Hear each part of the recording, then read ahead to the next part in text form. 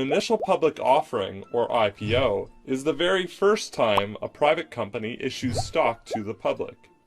A company can decide to issue stock for a number of reasons, including to raise money for growth, or to allow employees, owners, and early investors to liquidate some of their shares and make money. To explain how an IPO works, let's look at Dave. Dave owns a chain of very successful food trucks in Chicago. But Dave sees a bigger future for his business and wants to expand his operation to other cities. To do so, he decides to issue shares to the public to raise the necessary cash he needs to build more trucks, inventory, marketing, and staff.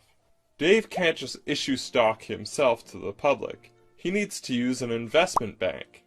If the IPO is big enough, a company can use multiple investment banks. But since Dave's offering is small, he uses one. J.P. Stanley. Based on the value of Dave's company, Dave and J.P. Stanley determine the IPO price, the amount of shares they will use, and the percentage of ownership of Dave's food trucks they will give up. J.P. Stanley values Dave's food trucks at $100 million, and Dave decides to sell 10% of his company. 10% of $100 million means Dave will be raising $10 million. The investment bank decides they will be issuing $1 million in shares to the public at $10 apiece.